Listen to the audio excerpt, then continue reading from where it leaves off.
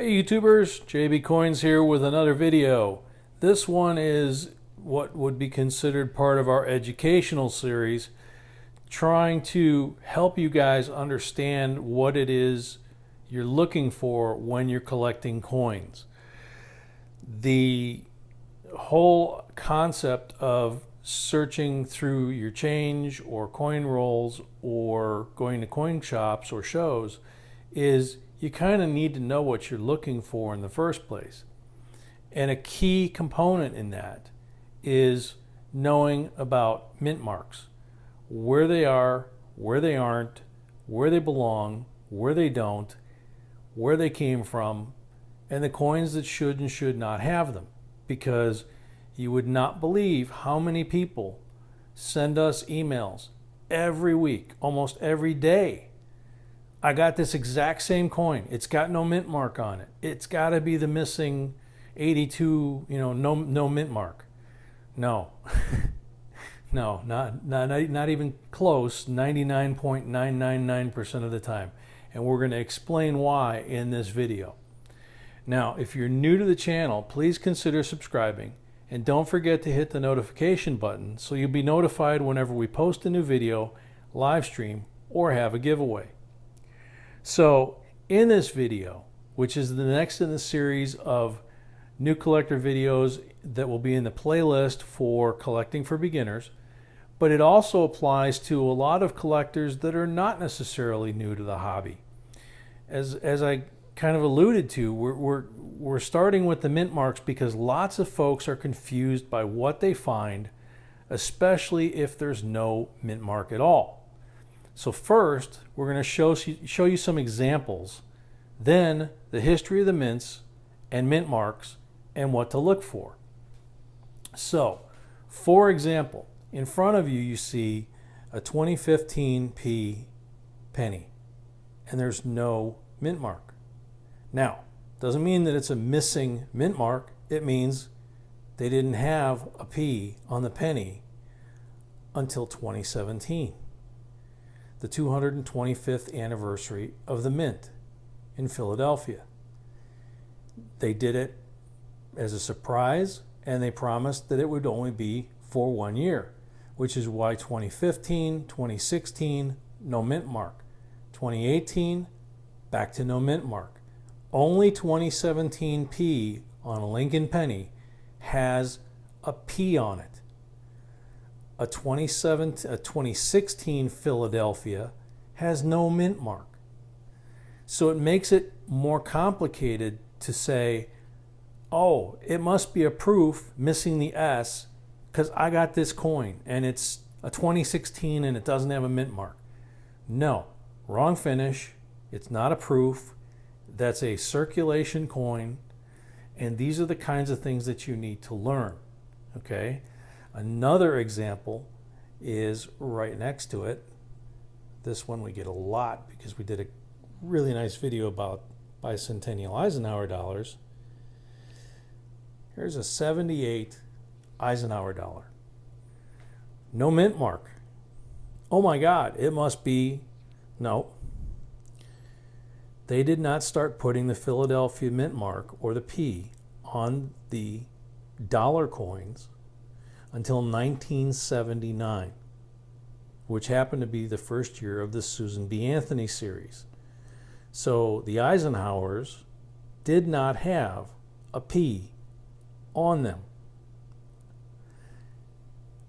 The dollar coins did not have a P on them until 1979. This is something that has gone on through the history of coins that we collect. Another example that you guys need to know about. We've covered this in all of these in other videos, but for example, here's one about special mint set from 1967 or SMS. We had a mint director that decided in 1964 and 5 and 6 and 7 that we coin collectors were a pain in the butt, and if they eliminated the mint mark altogether on any coins, that we would stop collecting coins. So the special mint sets were made later, and they needed to make something kind of like a proof set, but not really a proof set. You need to watch the video on special mint sets to see what that's all about. Because the important lesson we want for today's video is there is not a mint mark on any of these coins. There's not a mint mark on any 1967, 66, or 65. It doesn't matter whether it came out of any kind of set, because there were no proof sets. This was the mint set, and the circulating coins were exactly the same. So if you find a coin from 65, 67, no mint mark, that's what it's supposed to be. The coins have had a history of having different mint marks based on when they were made, where they were made, and the mint marks didn't appear until certain events caused them to appear, such as the special mint set. So we're going to talk about mint marks and mints, because you can't really collect if you don't know what you're looking at. You could be holding a $100,000 coin in your hand and not know it, or you could be holding a coin that's worth face value and think you're holding a $100,000 coin. And it's a lot easier to think the second one than it is to think the first one. But the first one will cost you a lot more money, obviously.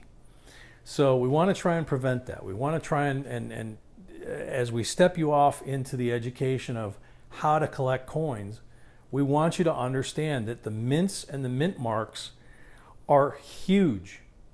Because as we go into this, you're going to see there's a couple of mint marks that you can get confused, because there's more than one mint that has the same mint mark.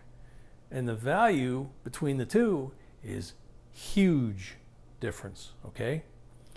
So, mint marks are obviously the small letters designating where coins were made. Coins struck at Philadelphia before 1979, except for the war nickels, do not have a mint mark. So it's not just dollar coins, it's any coin made at Philadelphia before 1979, except for the war nickels, do not have a mint mark until 1979. In 79, the letter P was used on the dollar, and thereafter on all other denominations except the penny.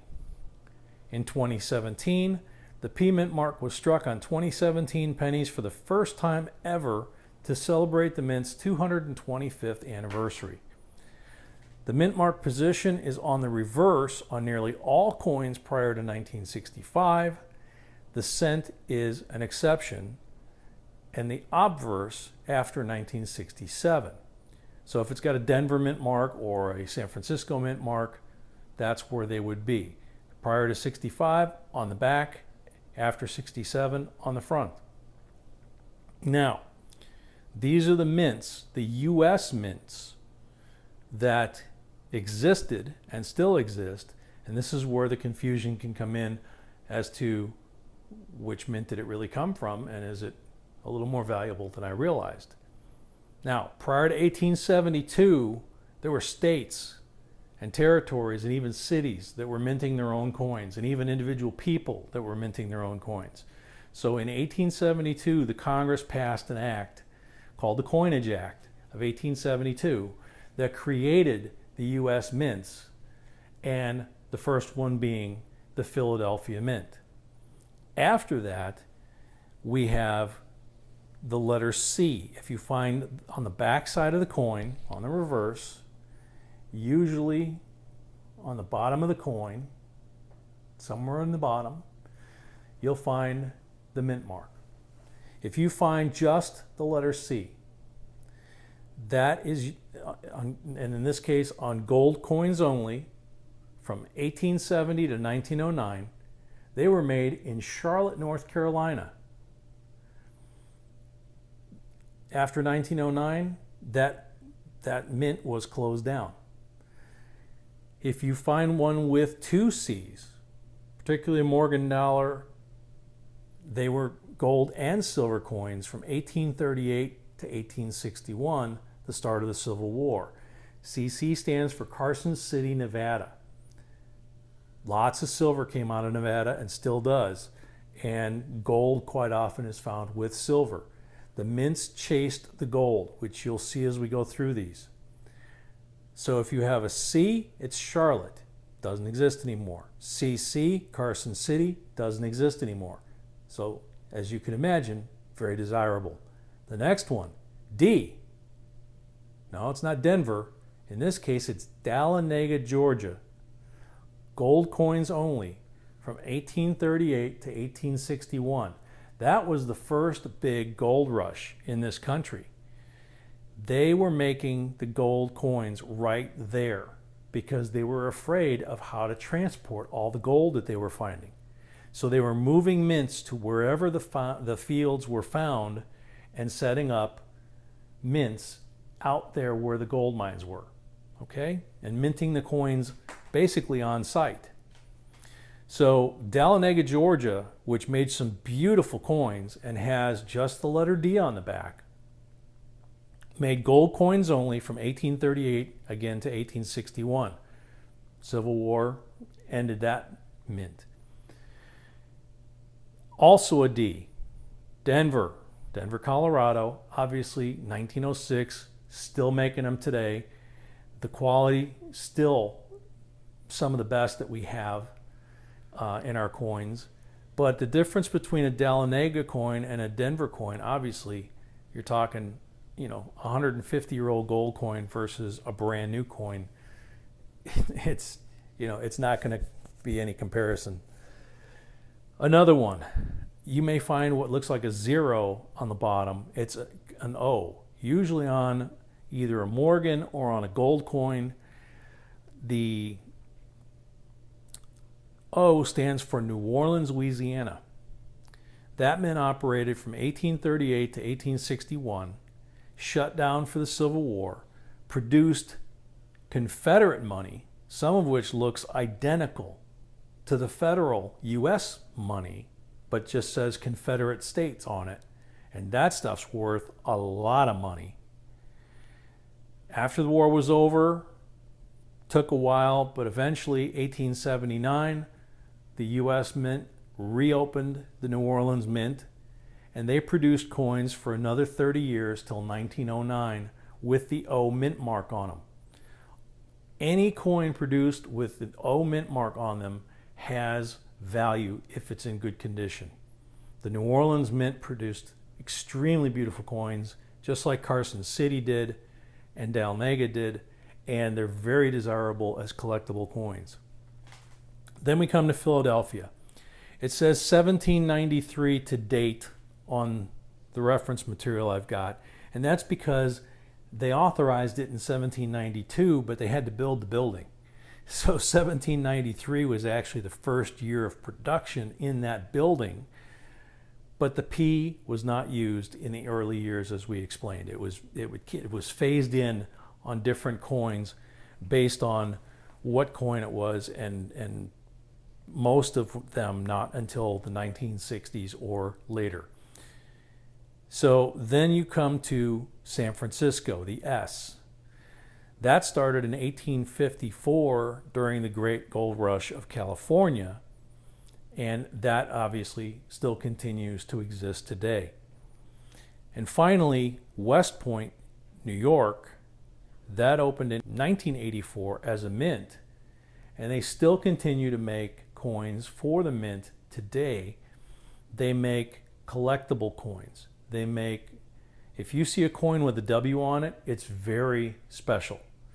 It's mostly American silver eagles will have the W on there. They also have S's, and they also have some other mint marks on the American silver eagles. So you have to be aware that any American silver eagle with a mint mark on it is probably worth decent money. I actually know someone that went to the local Walmart and got 5 silver eagles handed to them in change as $5.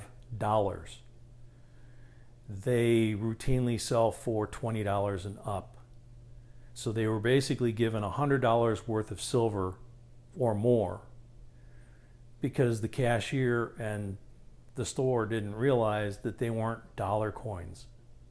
They were silver coins. So it's really, really critical that you understand that these mint marks do matter, and that just because a mint mark is not there doesn't mean that the coin is valuable, but it doesn't mean that it's not.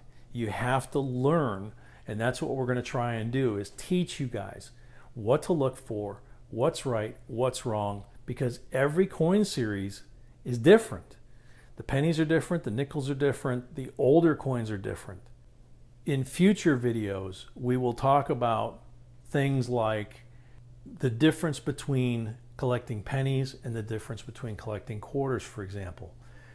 In order to have a full set of a year of pennies, in most years, you need P, D, and S mint marks.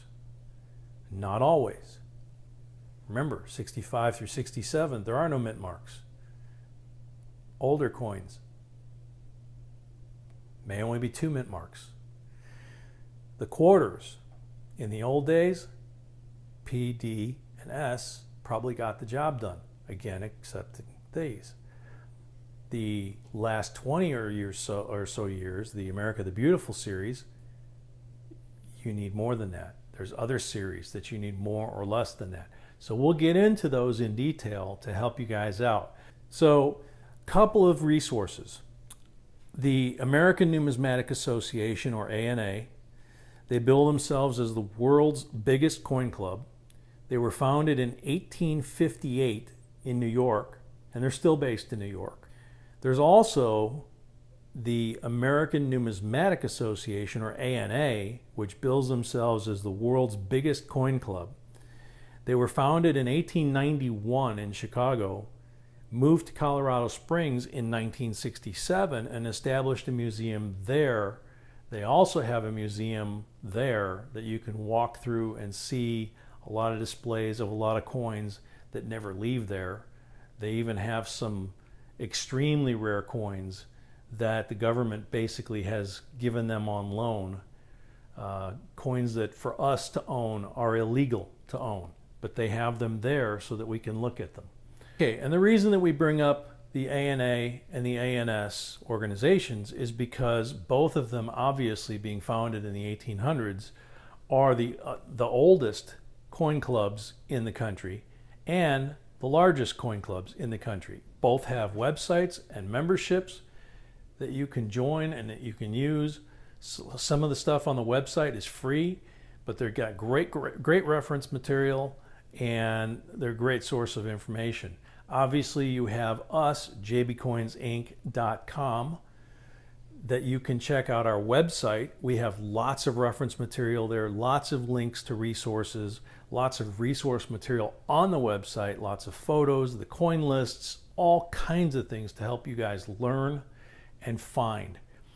And we have over 700 videos on JB Coins Inc. on YouTube that talks about a lot of these series and a lot of these coins and a lot of the history of them that can really fine tune you in on a lot of those things. But we're going to cover those in detail as we grow the education of how to look for coins and what to look for, and not get discouraged and not get taken. So hope you guys liked the video. I know it's a long one. As always, please like, share, subscribe. Check out our link below this video to our website store, jbcoinsinc.com, where we have errors and varieties coin lists and links to helpful products we use that you can buy from those links. And until next time, J&B signing out.